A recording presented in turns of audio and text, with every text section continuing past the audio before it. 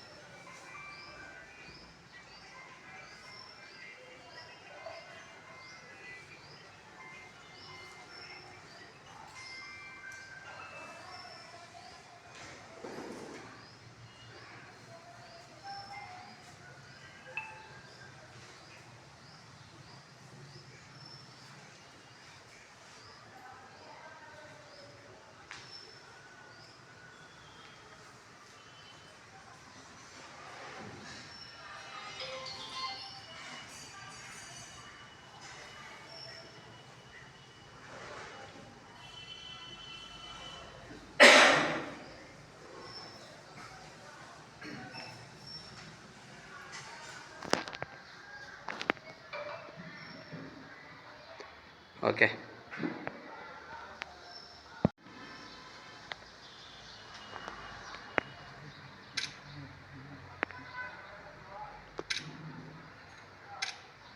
Sir స్వామి పేరు చెప్పండి. శ్రీ ధన్వంతరి అందరూ వైద్య నారాయణ. శ్రీ వైద్య నారాయణ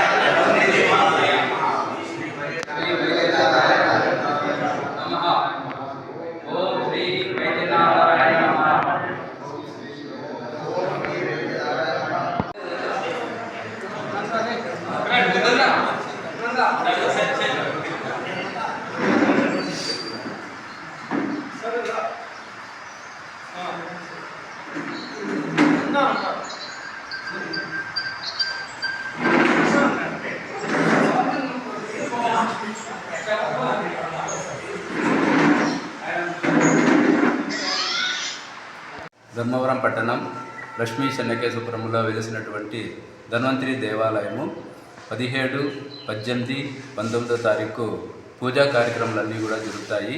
17 సాయంత్రము ధ్వజస్తంభం యొక్క ఆరోహణ జరుగుతుంది. మరి అదేవిధంగా ఆ రోజంతా కూడా పూజలన్నీ జరుగుతాయి. ప్రతి ఒక్కరూ కూడా 17, 18, 19 వచ్చి ఈ కార్యక్రమాన్ని జయప్రదం చేయవలసిందిగా పట్టణ ప్రజలందరినీ కోరుకుంటున్నాము. అదేవిధంగా ఈ కార్యక్రమంలో మా కుటుంబీకులైనటువంటి న్యాయపరాములంతా కూడా ఎంతో కష్టపడి ఈ టెంపుల్ నిర్మించడం జరిగింది.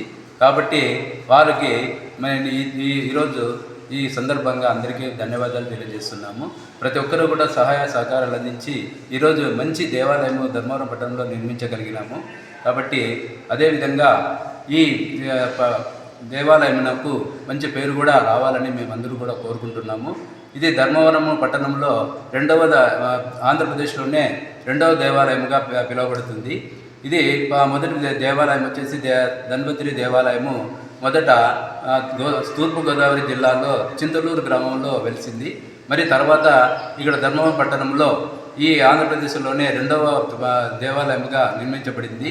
కాబట్టి ఈ దేవాలయం దర్శించుకున్నచో ప్రతి ఒక్కరికి ఆయుర ఆరోగ్యాలు సుఖ సంతోషాలు అందరికీ కూడా లభిస్తాయని పూర్వీకులంతా కూడా పురాణాల్లో తెలియజేస్తున్నారు. కాబట్టి అందరూ కూడా ఈ దేవాలయం దర్శించి వారి యొక్క ఉన్నతిని సంపాదించుకోవాలని కోరుకుంటున్నాము. ఇతర రాష్ట్రాల నుంచి భక్తులు ఏమన్నా ఇతర రాష్ట్రాల నుంచి కూడా కర్ణాటక నుంచి మరి అదేవిధంగా సూరత్ నుంచి కూడా మహారాష్ట్ర అక్కడి నుంచి కూడా భక్తులు వస్తున్నారు దేవాలయం దర్శించుకునేదానికి. కాబట్టి చాలా ఈ దేవాలయం దర్శించుకున్నచో ప్రతి ఒక్కరికి కూడా ఐశ్వర్యము లభిస్తుందనేటువంటి నానుడి. కావున అందరూ కూడా వచ్చి ఈ దేవాలయం దర్శించుకోవాలని మరీ కోరుకుంటున్నాము. జై ధన్వంతరి నమః, జై ధన్వంతరి నమః, జై ధన్వంతరి నమః. అందరికీ నమస్కారం. స్థానిక ధర్మవరం పట్టణం శ్రీ లక్ష్మీ చెన్నకేశవపురం ఎరగుంట నందు శ్రీ వైద్యనారాయణ ధన్వంతరి స్వామి దేవాలయం కమింగ్ డేస్లో అతి తొందరలో 17, 18, 19 తారీఖున విగ్రహ ప్రతిష్ట కార్యక్రమం జరగబోతుంది. కావున ధర్మవరం పట్టణంలోని నాయ బ్రాహ్మణ సోదరులు, తర్వాత పట్టణ ప్రముఖులు, తర్వాత చుట్టుపక్కల పరిసర వాళ్ళందరూ కూడా ఈ కార్యక్రమానికి ఇచ్చేసి స్వామివారి యొక్క కృపకు పాత్రలు కాగలరు.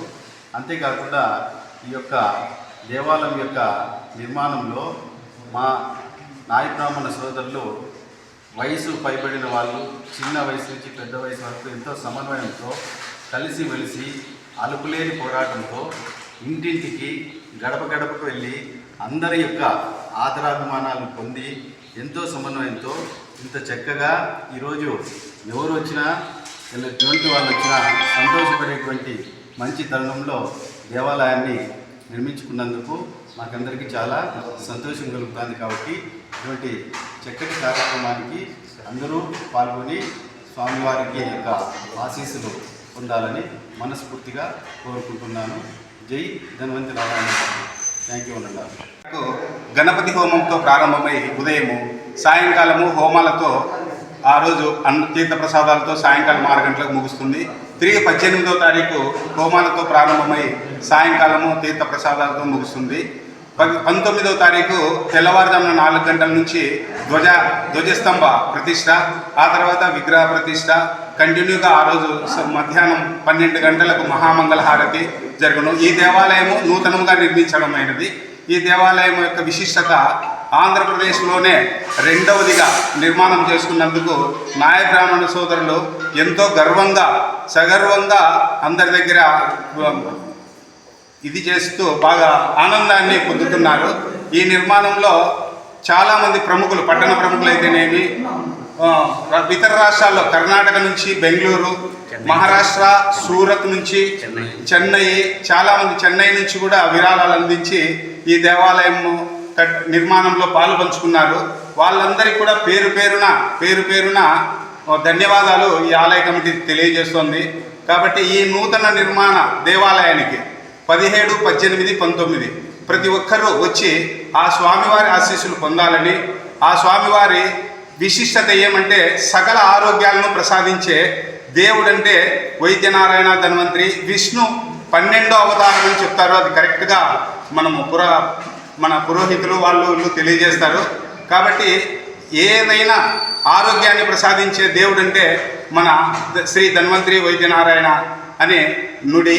కాబట్టి ప్రతి ఒక్కరూ ఈ దేవాలయాన్ని సందర్శించి ఆయుర ఆరోగ్యాలను అష్టైశ్వర్యాలను పొందగలరని ఈ ఆలయ కమిటీ మరీ కోరుకుంటారు.